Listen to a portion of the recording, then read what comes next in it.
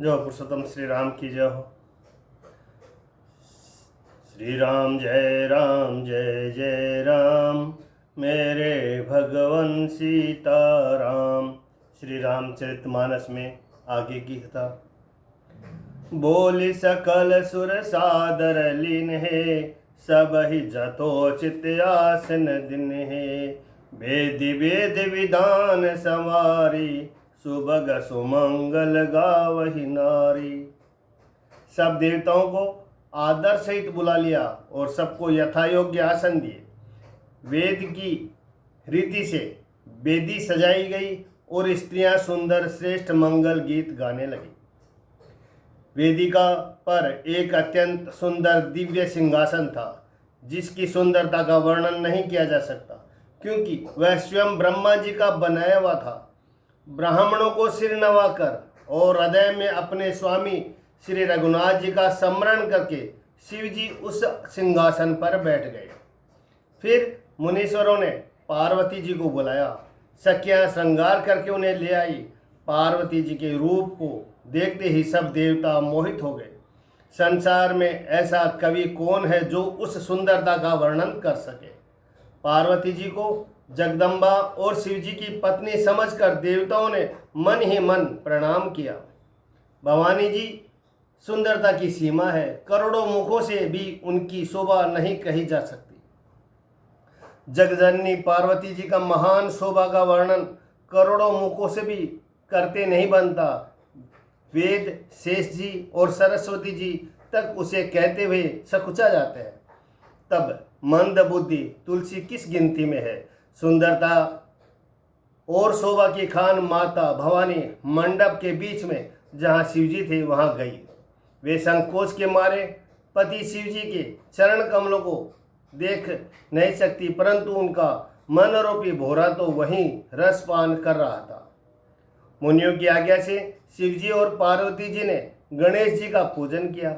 मन में देवताओं को अनादि समझकर कोई इस बात को सुनकर शंका न करे कि गणेश जी तो शिव पार्वती की संतान है, अभी विवाह से पूर्व तो ही वे कहाँ से आ गए। वेदों में विवाह की जैसी रीति कही गई है, महामुनियों ने वह सभी रीति करवाई। पर्वतराज हिमाचल ने हाथ में कुश लेकर तथा कन्या का हाथ पकड़कर उन्हें भवानी शिव पत्नी जानकर शिव जी को समर्पण किया। जब महेश्वर शिव जी ने पार्वती जी का पाणी ग्रहण किया, तब इंद्रादि सब देवता हृदय में बड़े ही हर्षित हुए। श्रेष्ठ मुनिगण वेद मंत्रों का उच्चारण करने लगे और देवगण शिव जी की जय जयकार करने लगे। ओम नमः शिवाय। अनेकों प्रकार के बाजे बजने लगे। आकाश में नाना प्रकार की फूलों की वर्षा हुई। शिव पार्वती का विवाह हो गया। सारे ब्रह्मांड में आनंद भर गया। दास दासी, रथ, घोड़े, हाथी, गायें, वस्त्र और मणि आदि अनेक प्रकार की चीजें, अन्न तथा सोने के बर्तन गाड़ियों में लदवाकर दहेज में दिए, जिनका वर्णन नहीं हो सकता। बहुत प्रकार का दहेज देकर फिर हाथ जोड़कर हिमाचल ने कहा, हे शंकर, आप पूर्ण काम है, मैं आपको क्या दे सकता हूँ। इतना कहकर वे शिवजी के चरण कमल पकड़ कर रह गए। तब कृपा के सागर शिवजी ने अपने ससुर को सभी प्रकार से समाधान किया। फिर प्रेम से परिपूर्ण हृदय मैना जी ने शिवजी के चरण कमल पकड़े और बोला और कहा, नाथ उमा मम प्राण समग्रह किंकरी करे हो। क्षमे हो सुकल अपराध अब होय प्रसन्न बर दे हूँ। हे नाथ, यह उमा मुझे मेरे प्राणों के समान प्यारी है। आप इसे अपने घर की टहलनी बनाइएगा और इसके सब अपराधों को क्षमा करते रहिएगा। अब प्रसन्न होकर मुझे यही वर दीजिए। शिवजी ने बहुत तरह से अपनी सास को समझाया। तब वे शिवजी के चरणों में सिर नवाकर घर गई। फिर माता ने पार्वती जी को बुला लिया और गोद में बैठाकर यह सुंदर सीख दी। करहूँ सदा शंकर पद पूजा, नारी धर्म पति देउन दूजा। बचन कहत भरे लोचन बारी, बहुरी लाय उरलीनी कुम्हारी। हे पार्वती, तू सदा शिव जी के चरणों की पूजा करना। नारियों का यही धर्म है, उनके लिए पति ही देवता है और कोई देवता नहीं है। इस प्रकार की बातें कहते कहते उनकी आंखों में आंसू भर आए और उन्होंने कन्या को छाती से चिपटा लिया। फिर बोली कि विधाता ने जगत में स्त्री जाति को क्यों पैदा किया? पराधीन को सपने में भी सुख नहीं मिलता। यूं कहते हुए माता प्रेम से अत्यंत विकल हो गई, परंतु कुसमय जानकर, दुख करने का अवसर न जानकर उन्होंने धीरज धरा। मैना बार बार मिलती है और पार्वती जी के चरणों को पकड़कर गिर पड़ती है। बड़ा ही प्रेम है, कुछ वर्णन नहीं किया जाता। भवानी सब स्त्रियों से मिल भेंट कर फिर अपनी माता के हृदय से जा लिपटी। पार्वती जी माता से फिर मिलकर चली। सब किसी ने उन्हें योग्य आशीर्वाद दिए। पार्वती जी फिर फिर कर माता की ओर देखती जाती थी। तब सखिया उन्हें शिव जी के पास ले गई। महादेव जी सब याचकों को संतुष्ट कर पार्वती के साथ घर कैलाश को चले। सब देवता प्रसन्न होकर फूलों की वर्षा करने लगे और आकाश में सुंदर नगाड़े बजने लगे। तब हेमवान अत्यंत प्रेम से शिव जी को पहुंचाने के लिए साथ चले। वृषकेतु शिव जी ने बहुत तरह से उन्हें संतोष कराकर विदा किया।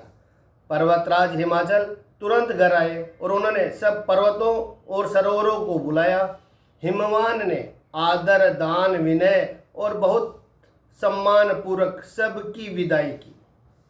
जब शिव जी कैलाश पर्वत पर पहुंचे तब सब देवता अपने अपने लोगों को चले गए। तुलसीदास जी कहते हैं कि जगत मातु पितु शांभु भवानी, ते सिंगारुन कहूँ बखानी।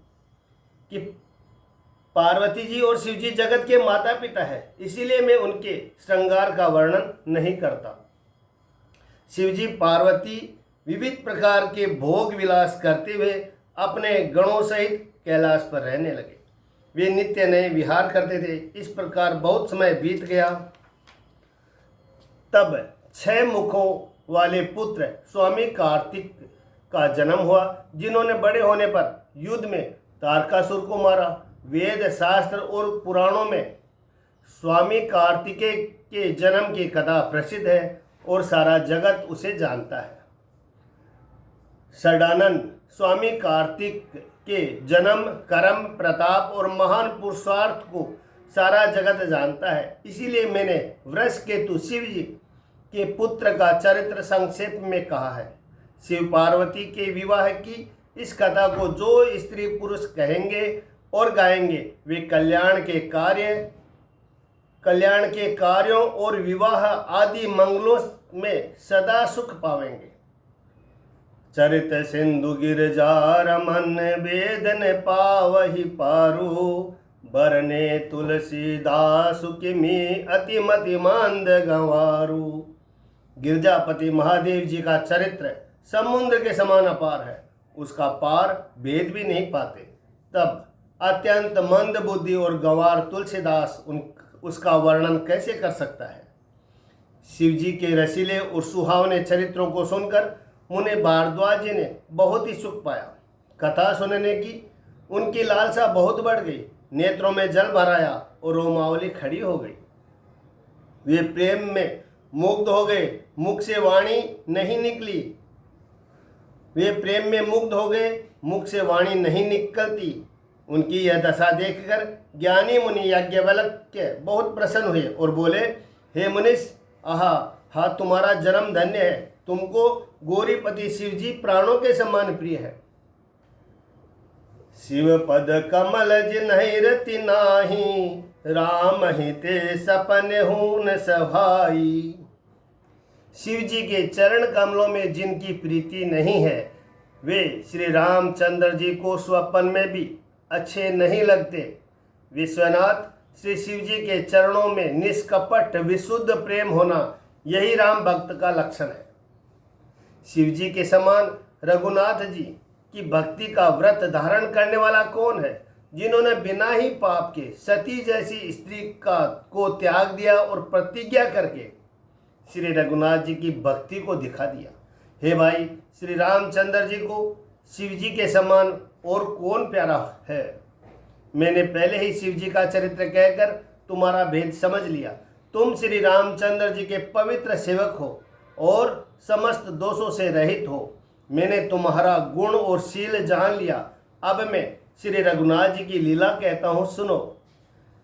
हे मुनि सुनो, आज तुम्हारे मिलने से मेरे मन में जो आनंद हुआ वह कहा नहीं जा सकता। हे मुनीश्वर, रामचरित्र अत्यंत अपार है। 100 करोड़ शेष जी भी उसे नहीं कह सकते। तथापि जैसा मैंने सुना है वैसा वाणी के स्वामी प्रेरक और हाथ में धनुष लिए हुए प्रभु श्री रामचंद्र जी का स्मरण करके कहता हूँ, सरस्वती जी कठपुतली के समान है और अंतर्यामी स्वामी श्री रामचंद्र जी सूत पकड़कर कठपुतली को नचाने वाले सूत्रधार है। अपना भक्त जानकर जिस कवि पर वे कृपा करते हैं, उसके हृदय रूपी आंगन में सरस्वती जी को वे नचाया करते हैं। उन्हीं कृपालु श्री रघुनाथ जी को मैं प्रणाम करता हूँ और उन्हीं के निर्मल गुणों की कथा कहता हूँ। कैलाश पर्वतों में श्रेष्ठ और बहुत ही रमणीय है, जहाँ शिव पार्वती जी सदा निवास करते हैं। सिद्ध तपस्वी योगीगण देवता किन्नर और मुनियों के समूह उस पर्वत पर रहते हैं। वे सब बड़े पुण्यात्मा हैं और आनंद कंद श्री महादेव जी की सेवा करते हैं। जो भगवान विष्णु और महादेव जी से विमुख है और जिनकी धर्म में प्रीति नहीं है, वे लोग स्वप्न में भी वहाँ नहीं जा सकते। उस पर्वत पर एक विशाल बरगद का पेड़ है जो नित्य नवीन और सब काल छहों ऋतुओं में सुंदर रहता है। वहाँ तीनों प्रकार की शीतल, मंद और सुगंध वायु बहती रहती है और उसकी छाया बड़ी ठंडी रहती है। वह शिवजी के विश्राम करने का वृक्ष है जिसे वेदों ने गाया है। एक तरह से ऐसी हो गया ये। एक बार ते ही तर प्रभु गयऊँ, तरु बिलोगी उर अति सुख भयऊँ। एक बार प्रभु श्री शिव जी उस वृक्ष के नीचे गए और उसे देखकर उनके हृदय में बहुत आनंद हुआ। अपने हाथ से बांधकर बिछाकर कृपालु शिव जी स्वभाव से ही बिना किसी खास प्रयोजन के वहां बैठ गए। कुंद के पुष्प, चंद्रमा और शंख के समान उनका गौर शरीर था। बड़ी लंबी भुजाएं थी और वे मुनियों के से वल्कल वस्त्र धारण किए हुए थे। उनके चरण नए पूर्ण रूप से खिले हुए हैं, लाल कमल के समान थे। नखों की ज्योति भक्तों के हृदय का अंधकार हरने वाली थी। सांप और भस्म ही उनके भूषण थे। उन त्रिपुरासुर के शत्रु शिवजी का मुख शरद यानी पूर्णिमा के चंद्रमा की शोभा को हरने वाला, फीकी करने वाला था। उनके सिर पर जटाओं का मुकुट और गंगा जी शोभायमान थी। कमल के समान बड़े बड़े नेत्र थे। उनका नीलकंठ था और वे सुंदरता के भंडार थे। उनके मस्तक पर द्वितीय का चंद्रमा शोभित था। कामदेव के शत्रु शिवजी वहां बैठे हुए ऐसे शोभित हो रहे थे मानो शांत रस की ही शरीर धारण किए बैठा हो। अच्छा मौका जानकर शिव पत्नी माता पार्वती जी उनके पास गई। जानी प्रिया आदर हो अति किन्हा, बाम भाग आसनु हर दिनहा। अपनी प्यारी पत्नी जानकर शिवजी ने उनको बहुत आदर सत्कार किया और बाईं ओर बैठने के लिए आसन दिया। पार्वती जी प्रसन्न होकर शिवजी के पास बैठ गई। उन्हें पिछले जन्म की कथा स्मरण हो आई। स्वामी के हृदय में अपने ऊपर पहले की अपेक्षा अधिक प्रेम समझकर पार्वती जी हंसकर प्रिय वचन बोली, याज्ञवल्क्य जी कहते हैं कि जो कथा सब लोगों का हित करने वाली है उसे ही पार्वती जी पूछना चाहती है। विश्वनाथ मम नाथ पुरारी, त्रिभुवन महिमा विदित तुम्हारी। चर अरुध अचर नाग नर देवा, सकल करहि पद पंकज सेवा। पार्वती जी ने कहा, हे संसार के स्वामी, हे मेरे नाथ, हे त्रिपुरासुर का वध करने वाले, आपकी महिमा तीनों लोकों में विख्यात है। चर अचर नाग मनुष्य और देवता सभी आपके चरण कमलों की सेवा करते हैं। हे प्रभु, आप समर्थ, सर्वज्ञ और कल्याण स्वरूप है, सब कलाओं और गुणों के निदान है और योग ज्ञान और वैराग्य के भंडार है। आपका नाम शरणागत के लिए कल्प वृक्ष है। हे सुख की राशि, यदि आप मुझ पर प्रसन्न है और सचमुच मुझे अपनी दासी या अपनी सच्ची दासी जानते हैं, तो हे प्रभु, आप श्री रघुनाथ जी की नाना प्रकार की कथा कहकर मेरा ज्ञान दूर कीजिए। जासु भवनु सुर तरुतर होई, सही की दरिद्र जनित दुख सोई। जिसका घर कल्प वृक्ष के नीचे हो, वह भला दरिद्रता से उत्पन्न दुखों को क्यों सहेगा।